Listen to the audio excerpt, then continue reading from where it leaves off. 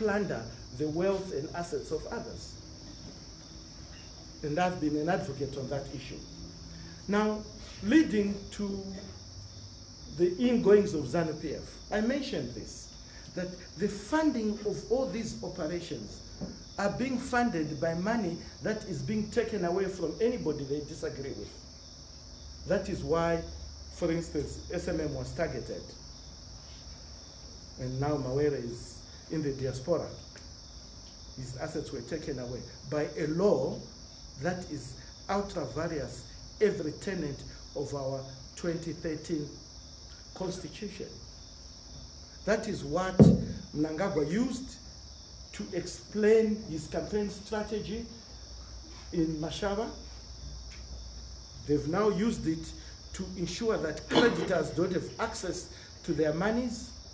They've usurped the powers provided to an entity, a company, through the Companies Act, and rendered all the provisions of the Companies Act and the Insolvency Act void because of this new super act that was coined by Chinamasa and his cronies, which is now being used to usurp the powers of the judiciary, because a minister of justice can unilaterally issue an order of reconstruction and declare that there is state indebtedness.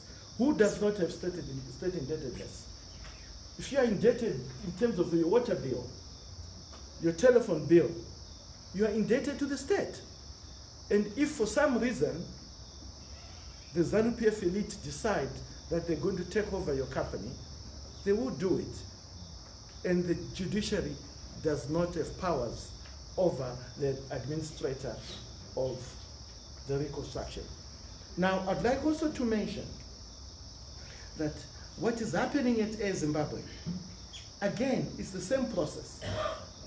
What is happening in Wange is the same process, where government, with its cartels, decides that they're going to give this to one of their cronies